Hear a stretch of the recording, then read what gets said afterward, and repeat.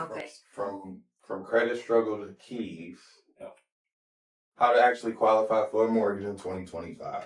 That's what we're here to talk about. Come on. So, if somebody's credit score is too low, like what credit score do they need to get a mortgage? So essentially, we can go down as far as 580. I mean, I do have programs that go a little bit lower, but it just kind of muddies the water. So I tell clients 580. Okay. We need to get you out of 580. 580. Okay, so now I'm here to let you know what you need to do to get your credit score over 580. If it's under 580 or above, and keep going, because the highest you can get is way past 580. So if you at 580, you got some problems going on with your credit.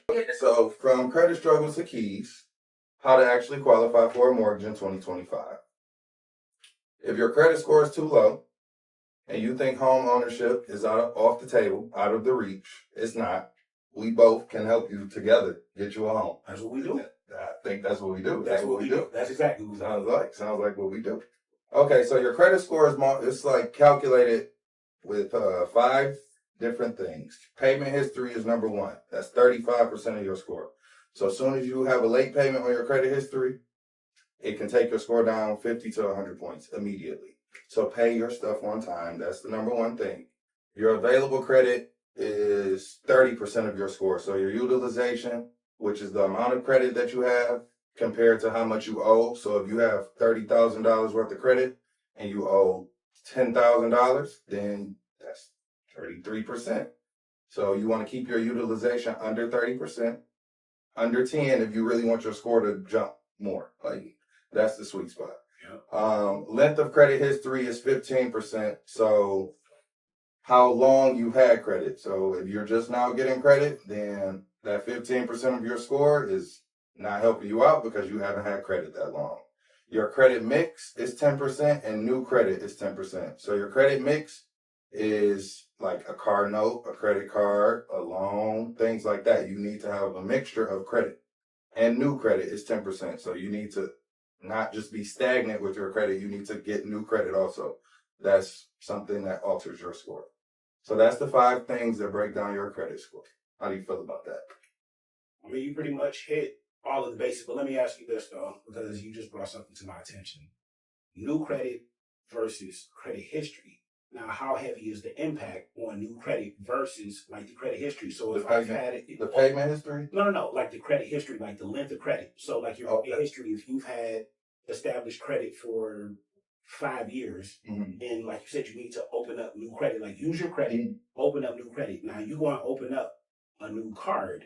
I mean, obviously that's going to impact your credit history, but how, you said it's like 10%. Okay, like, so is that going to be a huge impact? Like, how will that affect people? It's not that big of an impact, but it is 10% of the 100% of how your score is calculated. So that is a piece of it. Yeah. So, but the credit history, the length is 15%. But the credit history, the credit mix is 10. So only if advised, like, by professionals such as yourself or such as myself, like, do not open new credit. And I know people tend to want to just jump out there like, oh, my credit isn't high enough. Let me want to apply for a card. Like, and they're trying to apply for a mortgage. You know? And when they do that, it can't help and it can't hurt because inquiries lower your score. Exactly. So if you go try to get something new and you get denied, then it's hurting your score worse than it was trying to help it. The denial plus the inquiry? Yeah, both. So we dropping about a free game early out the gates. Like, we move. Do your thing. All right. So obviously credit is a huge factor when it comes to getting pre-approval. Before you can even start looking at a house, that's why you need to come to a mortgage professional such as myself to get pre-approved. And we're going to ask for things, your income, assets, and one of the most important factors is credit. Like I said before, we need you at a 580 to get qualified because the way that lenders look at it, it's risk-based. And like when I have consultations with people, I kind of put it in like this simple perspective. If you're loaning money, especially a big amount of money to somebody, you kind of want to make sure that they're going to be responsible enough to pay you your bread back. Correct. Because nobody's in the business of just giving money away. So it's all risk-based. So obviously, the higher your credit, the lower the risk to them because they know that you're responsible. They know that You got money put up and they know you pay your bills on time. So that's when it comes to the underwriting, those are the things that they look at. It's an assessment. Mm-hmm. Just like I use this example all the time for my clients. So when people say, "Oh, well, my credit is good or it's bad," and I say, "This is how I put it in perspective." So if I was to come to you and say, "Hey, can you give me $10,000?" Mm-hmm. Right? And then you say, "Hey, well, yeah, I can give you 10,000. Let me see your credit report real quick." Right. Okay, so then you look at my credit report. If you look at my credit report and I stay in it's 4 or 5 different houses on my credit report, would you want to lend me $10,000 if I stay 4 or 5 different places? No. Because you're not going to be able to find me. Exactly. And that's why I was Credit. yeah. Look at your credit report. Yeah, you put me hip to that one. I'm like, damn, it does make sense. It totally makes sense. Like, how can we track you down? Like, if it came down to it, like you got different jobs on there, you got different addresses on there, you got different birthdays on there, you got different names of how you spell your name on there. You don't look valid. You look invalid. Yeah. Credit. Yeah, the Hardcast was trying to like finesse the system too, like different socials. Yeah, trying to use different socials as well too. So you need to check your credit report because somebody could have been trying to use your social. Your name is probably used somewhere else. That dark web is real. Yeah, and you need to check your credit report. Everyone needs to check their credit report. Yeah, absolutely. And like all this stuff gets uncovered in the underwrite. So like you can't hide from these things. So be upfront. So when we talk and we go over credit, I'm going to go over everything in detail with you. Like, hey, what's your credit score? Well, I think it's this, or I think it's that. And then, like, the first thing I'm going to ask you is, what are you checking through? I know this is where you want to get off on. Like, well, it's really not that much on my credit. You don't even know how the score is calculated. What do you mean you don't? It's not that much on your credit. You don't know. I just explained to y'all how the score was calculated, but everyone says, "Oh, it's not that much on my credit. I just got a car." You have a different address. You have inquiries. You tried to get something and they denied you. That inquiry is still sitting there. You have a late payment on there that you haven't paid, or you did pay and you caught it up and the late payment is still on your report. I have a late payment. I'm being very transparent. I have a Sally Mae. It was a student loan for $2,000. My cousin actually helped me get it in the Air Force. So he had like this little military thing. He helped me get it. I still have a late payment on my credit report from 2019. I paid the $2,000 back. It's still on my credit report. What's the purpose of them keeping that on the report? Like that I never really understood. Like, because I had a client tell me like, hey, I paid this off. And then when credit came up, it was still attached to their name. Once it's reported, it's reported. You think Sally Mae care that they put a late payment on your credit report? They got their money. They don't care. So they just don't care. So it just sits there until you take action. Or they get with an expert. Absolutely. Shows them how to take action. Absolutely. Yeah. And if you want to try to take care of it yourself, I'm in the giving free game. Send a goodwill letter first. Hey. I'm just telling you how to do it. I mean, you talk to them all the time on Facebook. They don't listen, man. They don't listen. I got a free ebook to show you how to set up all business. I showed somebody, they was like, "Oh, I feel like I can do this myself." I said, "I'm giving this away for free and nobody's downloading it." Hey. I did. He said, "I got it. I really got it. I got it." And he really is giving away a lot of game for the free. And it's not going to last long. I'm just being honest with you. Like what he does and the knowledge that he has, that he's giving away for free, he's really blessing y'all with it. Obviously, I'm going to do what I have to do because I want to see as many of my people get into homes as possible. So, I'm willing to work with everyone. I'm willing to talk you through it, but you got to be serious about wanting to do it yourself. Like you, we're here to help you. Absolutely. Absolutely. Don't run from the people that are helping you. Oh, so let me hit on these points though. So in addition, like to the underwrites, the things that are going to go into consideration, there's also a debt to income ratio. And this actually kind of coincides with credit as well too. The debt to income ratio is basically exactly what it is. Your income versus your debts. So it's the amount of money that's coming in or pretty much that's left over at the end of the month after you pay the bills. So typically you want to keep that utilization just to be responsible to make sure that you got bread put up. You want to keep that number at about 30%. But loan programs do let you go to about 40%, 45%. But you don't want to be, living beyond your means. Why So would you even want to do that? And that's the crazy thing to me is when I talk to people and I tell them to tell me their debt to income ratio, I really tell them to look at it so they can see it. Yeah. Because once you look at it and see it like, hey, I'm actually not making enough money to pay my bills. How am I living?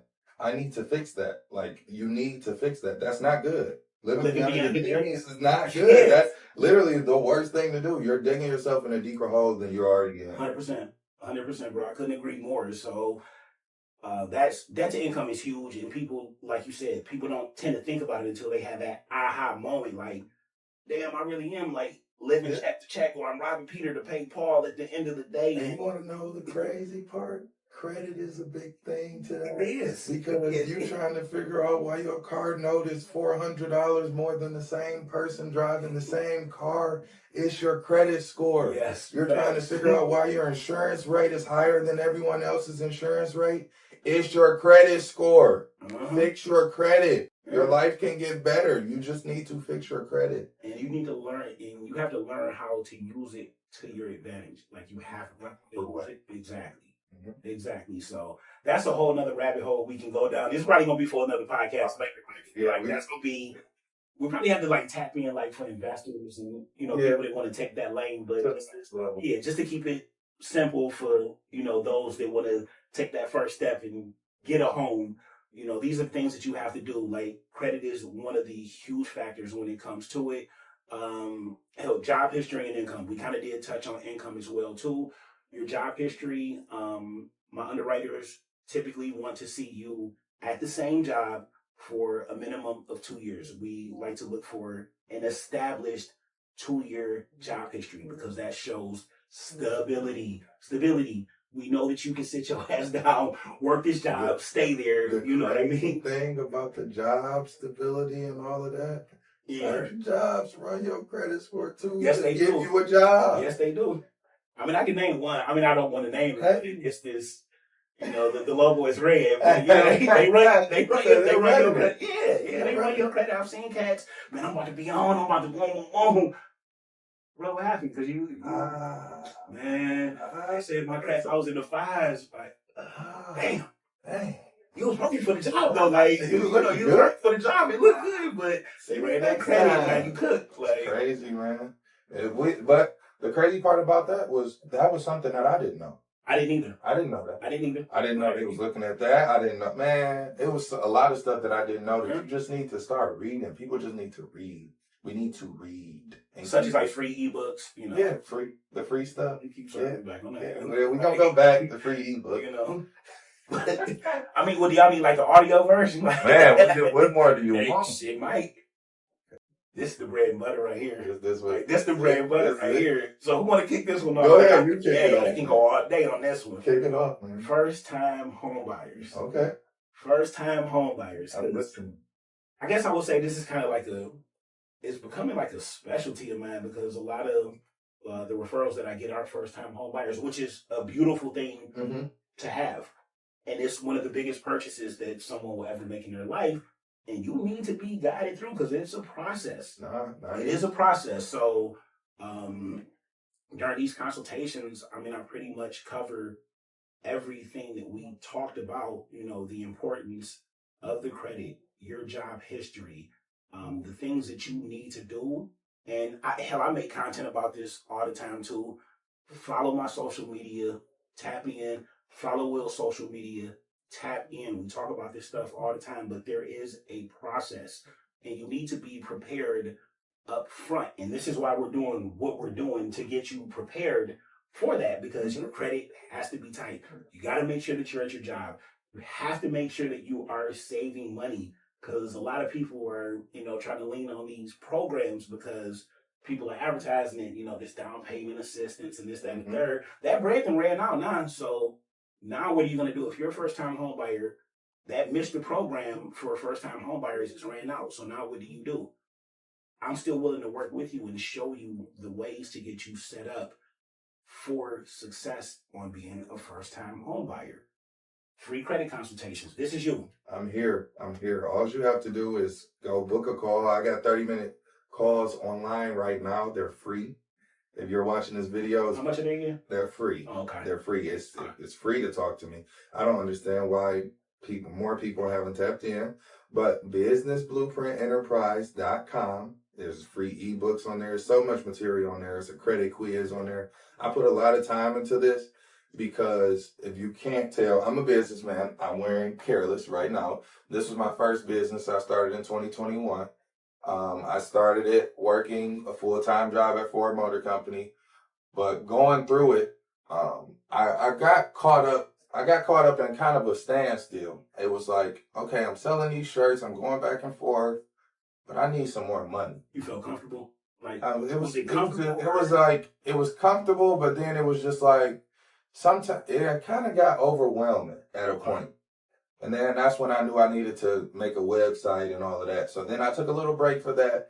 And after I got back with the website and things, I was like, well, I still need more money because I need marketing money. I need a lot of overhead. Yeah, I need more money. And then I would literally sit in the car with my friend. Like, I was so locked in on trying to make my business go.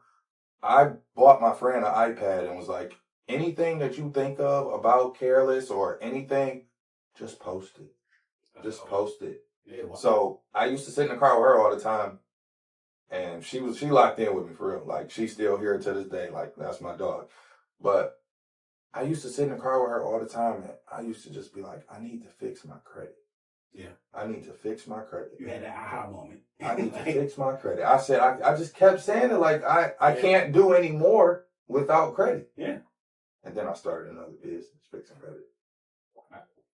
Why wouldn't you? Why wouldn't I? Because if you see and you notice, successful people use credit to work for them. Every time. Use assets to work for them. But there are stepping stones. Yeah, you have to have it to use it. And sometimes you need the right resources to put you on that path to getting to where you need to be. Correct. Right. You know, I know people in the 800 Club. Me too. Like, you know, me too. But I know it's a great feeling. It's I can't wait to get this. Man. Eight something. Yeah. Going to bank like this. And they don't tell you nothing. No. Well, no, it's not nasty. You want to get that phone? How fast you want it? That's all you got to do, man. It's all risk-based. And you just have to be smart. Lean on the resources that you have. You have myself, the Millen Mortgage team. You've got BBE. So we've got you tapped in. Like, we've got you. You just have to reach out, utilize us. Like, we're here to offer all the free game, everything that you need. You just got to take action. If you want to start a business or anything, my motto is building bosses. That's what I'm doing. Nice. BBE, we build bosses. Nice. We bossing up. Tap in with me. Okay. I like this. So that's a common question they say everybody has. Okay, it says, so can I get approved for a home if I just got a new job? It's a question for you. It's actually a complicated question because it's a yes and a no. Okay. Now, like I said, we require 2 years work history. Mm-hmm. You know what I mean? So if you're applying for, and I actually just had this come up literally just yesterday.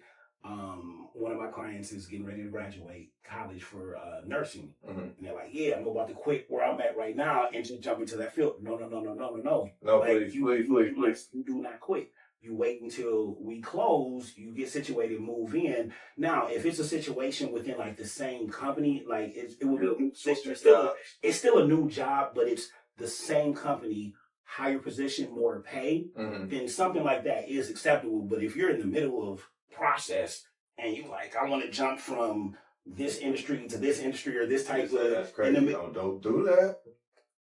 You're killing me. That's almost the same as like opening up a new line of credit and we're about to close. Like, you don't do it. Like, you don't cash out on the furniture before you buy the house. No, you know what I mean? No, like, you wait. You wait until it's over. Wait. So be smart. Wait. Like, if you got a new job lined up and you know that you're trying to get this house and you're approved for the house, wait.